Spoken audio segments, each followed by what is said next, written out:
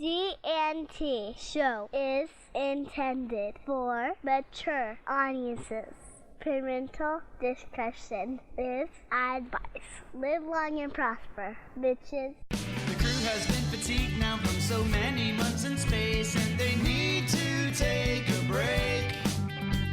The landing party has been down to check out the terrain while the crew gets ready to play. They say there's only plant life living on this lovely rock, but a rodent up here's wearing a vest. This is Janice Sanborn reporting in as science officer for the G&T show. And we are here today with Kirsten Beyer, one of the fabulous authors. Your most recent book is called... The one that's coming out just now, Atonement. Mm-hmm. That's really exciting. I like the cover for it. It turned out pretty good, yeah. Yeah, I don't have any say in those things, so I just sort of sit back and admire what they did. Or sit back and scream when I don't like what they did. So, how did you get involved in writing, and writing for Star Trek as well? Well, so Star Trek is the first thing I ever tried to write. And this was, I won't say how many years ago, but okay, it's Voyager's 20th anniversary, and I started looking, actually trying to write right around the time Voyager premiered, so I'm going to let other people do the math, but okay, it's been a while. I actually trained as an actor and got my master's degree in that, so, I've always been telling stories, but in lots of different forms. Writing started after graduate school when there was just a lot of downtime between projects, and I needed something to do creatively so I didn't kind of lose my mind. And it just so happened that Voyager was premiering around that time, and I had gone to graduate school with some folks who worked on the show. So I initially tuned in just to watch their work. And within a few episodes, I just had an idea for my own episode and thought it was, dumb and what are you ever going to do with that? And I sort of told my husband about it, and he was like, great, but what are you going to do, write it? And I sort of took that as a challenge and was like, you know what, I think I will. So that's what I did. I started trying to teach myself how to write for television with Voyager, and ended up within a few years submitting scripts to them and then getting invited into pitch, which I did for the last 4 seasons of the show. So I sort of came into writing through Voyager, knew it better than anybody should, or anything else out there. And once the show ended, I had moved on by then to writing other things. But a good friend of mine, Heather Jarman, who has written for the Deep Space Nine series, around that time was getting offered her first contracts from Pocket, and she's the one who brought me to their attention. And then they saw my work, and we were off to the races, so. That's awesome. Yeah. Squeeze. It's not even my story. It's a pretty good story, though. Yeah. It is. It's awesome. Yeah. So how many books have you authored?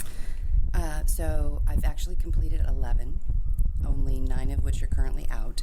The 10th one is Atonement, which is coming out this month, and then the 11th one comes out next February, 2016. And then I've just been assigned to write 2 more, so yay! I'm going to be busy for a while still. Now, are these books available on Amazon? Yes. And they're in bookstores all over? Well, most of them, usually the newest ones are in print. I still see copies of Full Circle, which goes back to 2009 now, on bookshelves sometimes, which always seems kind of odd. Not that it should, because bookstores, right, should have titles on the shelves. But in terms of the Trek releases, they always tend to stick with the newest stuff. So, but yeah, everything is released through Simon & Schuster. So. Now, are they also released in an electric book format? Oh, absolutely. Yeah. In fact, some of them, the Buffy book and the Alias book I wrote a while back, I don't even think you can get those in paperback anymore. I think you can only get them through ebooks. So I wonder what people do if they, I love books, but there's no way I'm going to carry all of that around with me. I know. So I actually carry it on my phone and Kindle. Mm-hmm. So the dilemma becomes at places like this. Right. well, what do I have you sign? Right. So, I think I might start making up little cards here. I'm thinking authors are going to end up like headshots or something, basically the same way actors do.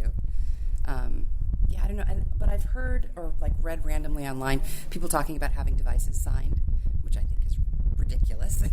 I don't know if I like that. Yeah, Here not I so have much their phones, electronic signature, but like literally. Yeah, I don't know, but somehow on Kindles, like people sign Kindles. I don't know. That's interesting. Yeah, I'll have to check that one out. Yeah, the backstory. Yeah, right. Because people ask every now and again. I don't know. Okay, so here's an interesting question. All right. If you had to pair one of your characters, could be any book. Okay, one of my original characters, or just anybody I write about. Anybody you write about. Okay. If you're going to pair one of your characters with a holodeck story, which one would it be? With a holodeck story that already exists, or one that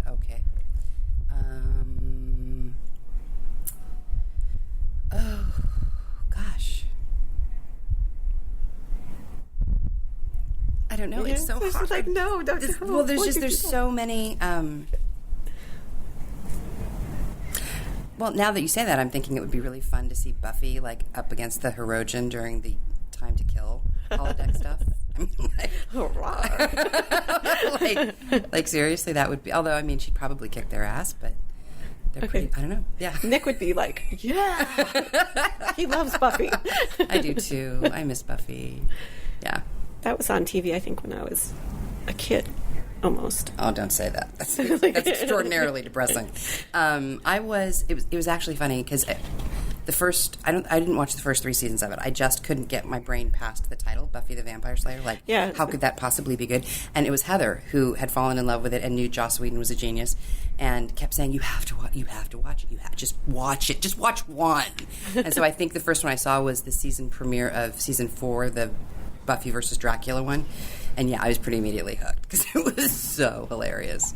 And then I went back and caught everything on DVD and got all caught up and have seen them all a million times now. But the little binge watching. A little. Before they called it that, that's what, yeah. And that was, of course, before I had a child, too, when I actually had the time to sit down and, lose a day watching Buffy. Oh, God. Those were good times. It's just like, I can't do that anymore. I'm at the tail end with mine, and I can't do that anymore. So. Yeah. Still waiting. Yeah. What is your favorite thing about a convention-type experience? Okay. It's going to sound weird, but, 12 hours all to myself. Because I don't ever have that anymore. There's always my husband, my daughter, somebody needing, within that time span, something from me. And to actually go all this time and just have quiet, that's golden for me right now. Yes, I know. There's a convention. Yeah. Well, and this is the only one I go to. Oh, okay. So this is the only time of year that I go to. The G&T readers need to know. Yeah. That if they want to come see you in person. Yeah, you got to come here. Got to go to Shorely. And if you want to find me online, you got to go to the Trek BBS. That's about the only place I talk back and forth with folks at this point. Awesome. Yeah. That's cool. Yeah. I like the fact that you keep it contained and you're not everywhere. Yeah. Well, part of me knows that I should be. There's a lot of pressure on authors these days to maintain very robust internet presences, which you understand because you're going to get more readers that way and whatever. But, in the absence of any professional skills in actually doing that, which I don't have, you'd either need to hire somebody to do it right, or I would have to spend an awful lot of time maintaining that contact and making sure that it reflects well on me and on my work and, whatever, which is a full-time job. And I already have 3 of those. So I can either do that or I can write. And I'm assuming now people would rather I write. It's possible that at some point, I don't know. I think I'd like you to write. But it's really, really tough. And I'm really jealous of the guys who do it and do it so well. Guys like Dayton and, Dave Mack. Their stuff is gorgeous and they're awesome. And they're insane. Well, yeah, that's true. And I don't know that they sleep at all. But and when I see, their websites and I link back to stuff, I'm like, God dang it, but I can't. I know I can't. I just know it wouldn't be what I want it to be yet. And so I'm just not going to. Although at first I will admit, I'd had as much to do with seriously not having the time as also not wanting to create a space online for people to come and yell at me about Janeway being dead. Oh. That was like... Yeah, that was kind of traumatic. Because, like, anywhere I went anyway, people were there and, like, would find me and start saying stuff. And I'm like, yeah, I'm not going to just, like, create a target and, like, give them, you know, one more place to come and yell at me. That's just not going to happen. Yeah, right? Yeah, I'm not going to do that. So, yeah. So that must be a difficult thing about being a writer is when you're working with a character and developing the character, telling their stories, that character's story always doesn't get to be the happy ending that no, it doesn't. People want.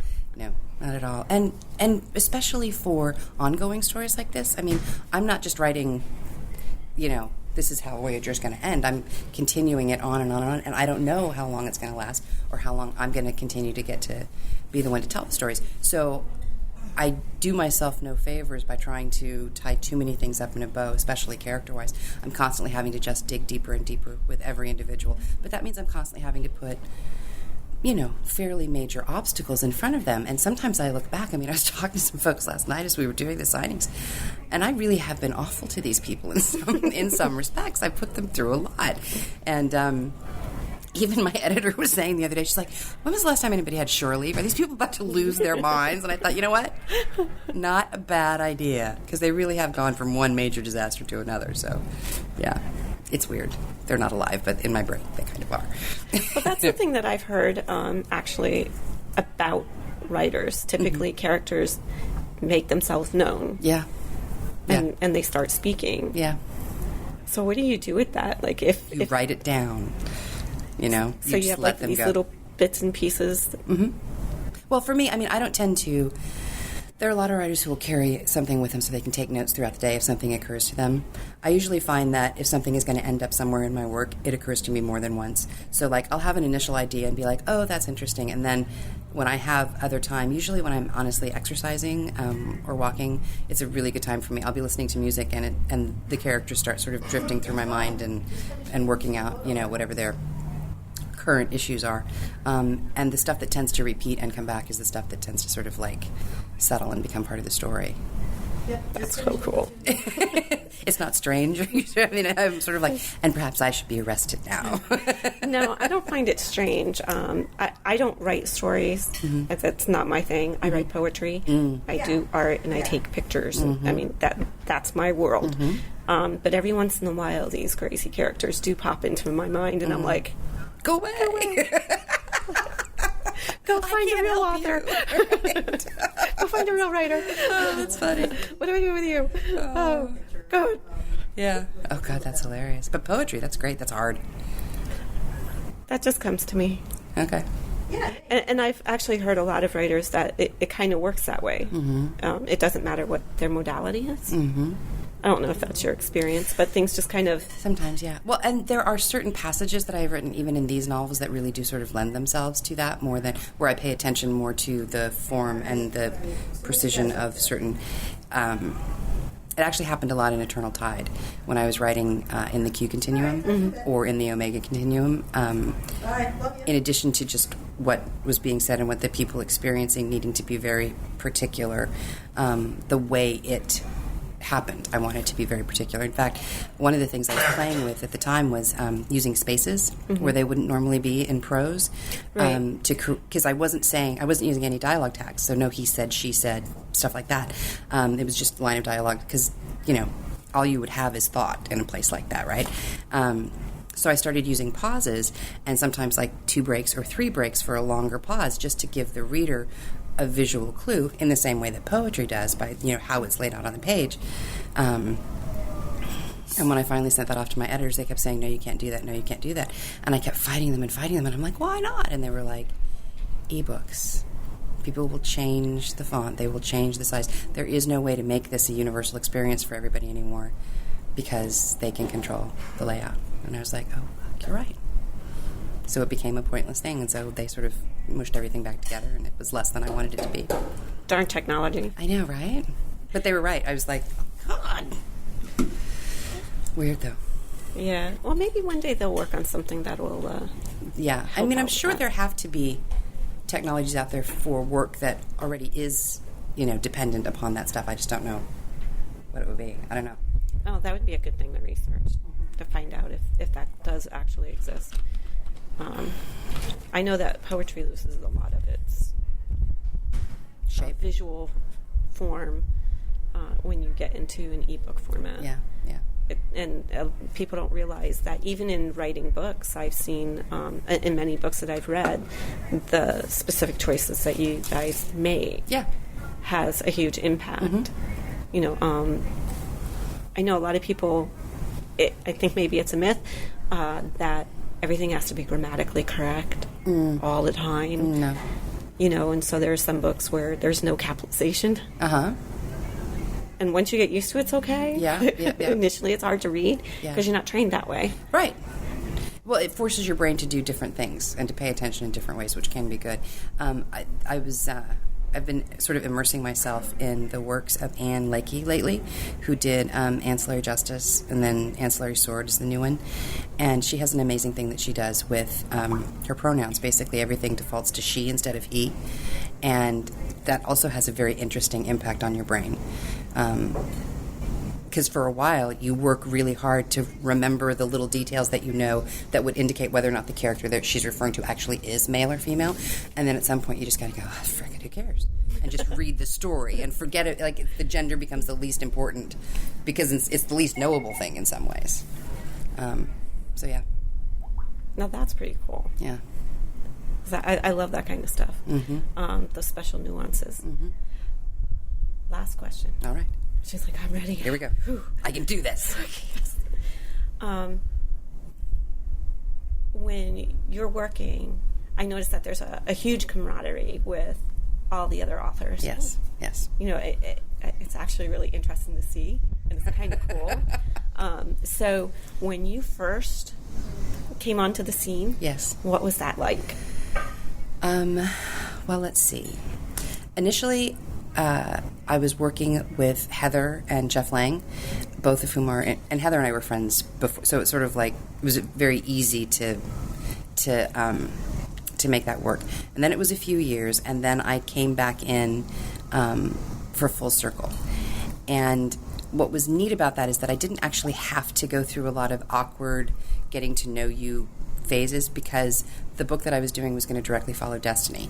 And with all of the folks who were involved in that process, so that was David Mack doing Destiny, then Keith DeCandido, then me, then Chris Bennett, then Mike Martin, then Bill Leischner, all the folks who were going to be picking up the stories right after that, we were all sort of just forced together by the editors and immediately began exchanging emails and, sending snippets of whatever we were working on to each other. In a concerted effort to make all of those stories as tight as they possibly could be. Because we all sort of knew that Destiny was changing everything in a lot of ways for the good. So we all wanted to dig in and make sure. And once that process was over, there was no going back. I mean, we were all just in each other's faces all the time. So then you come to a show and you're like, no, I'm really in your face. Exactly. But it's awesome. I actually only get to see most of these people once a year. And I look forward to it every year. If we all lived in the same city, we'd be hanging out all the time. I mean, there's just no... It's like a reunion. Yeah. That was awesome. I want to thank you so much for doing the interview for the G&T show. You guys are welcome. And I'm sure that Terry will be squeaking. I've never talked to Terry, have I? I've talked to Nick many times, but I don't. Terry's the one that said, you need to talk to her. Oh, all right. So I was like, okay. Well done, Terry. Well done. Music for the G&T show is provided by Warp 11, Andrew Allen, Grethor, and 5 Year Mission. This has been a Busy Little Beaver production. Some dude walks out, proceeds to explain what it's all about. I sure want to leave. I think you'd agree, but we cannot leave till we find out what it's all about.